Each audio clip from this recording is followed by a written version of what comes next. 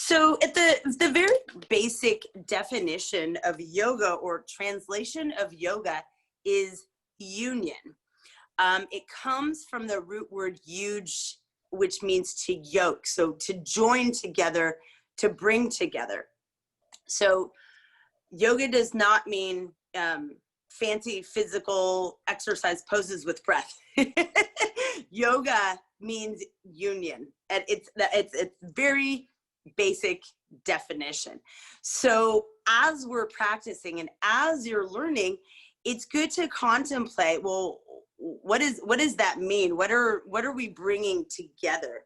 And a lot of times, I might guide in class, or, a contemplation, something to think about, is we're just bringing together that which is disconnected. So you might hear those terminologies, mind, body, spirit. So it could be those things. You're bringing together, your spirit and emotions inside your body. It could be the connection to the greater universe, to the individual self. So it's connection in all the different ways. So as you're practicing, you can always contemplate, like, okay, what is yoga? What is my experience? And I study with kind of a very serious traditional teacher these days, and she likes to say that yoga is not a practice. It's like the end result of doing all of these things. So your overall experience is actually the yoga. So we're not doing yoga, but we do all of these things that lead to a state of yoga.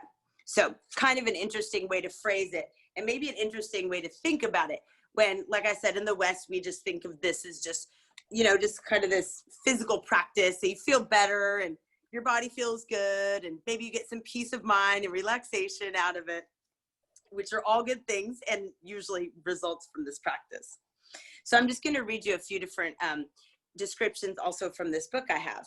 So one of the original early sages defines yoga as the practice for the mind to become perfectly steady, calm, still, clear, and peaceful.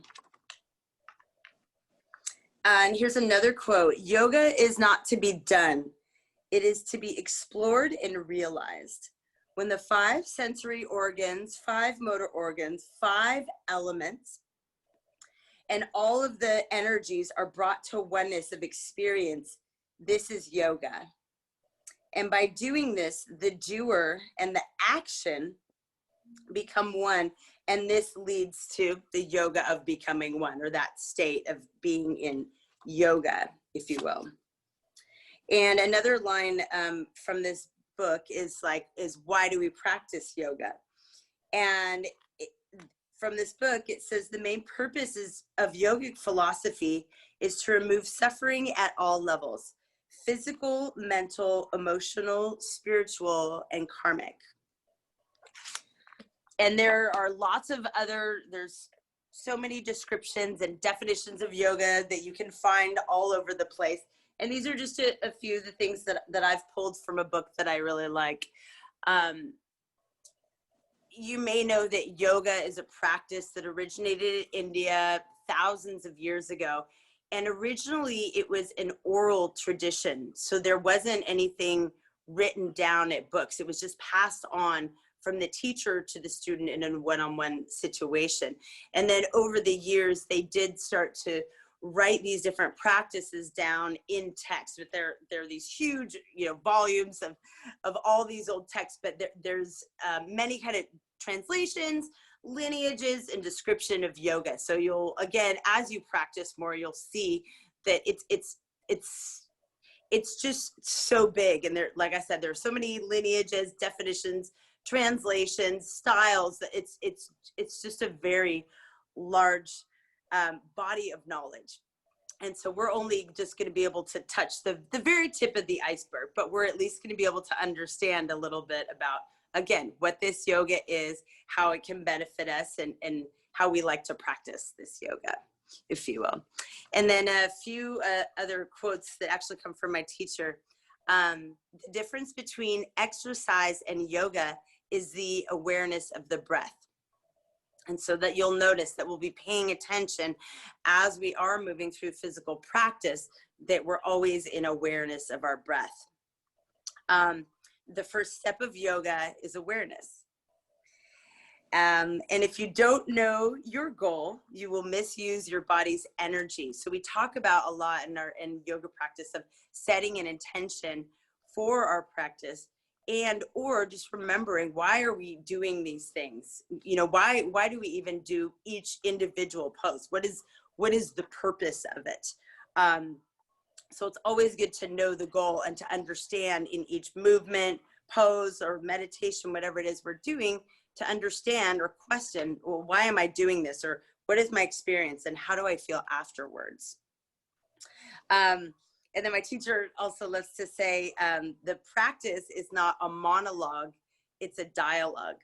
So it's you having a dialogue with yourself and the practice, but it's also, let's say, me as a teacher leading you. It's not just me talking to you and you kind of doing what I say, if you will. There's like this, there's kind of a back and forth exchange of me guiding you and then you bringing your experience back to the practice.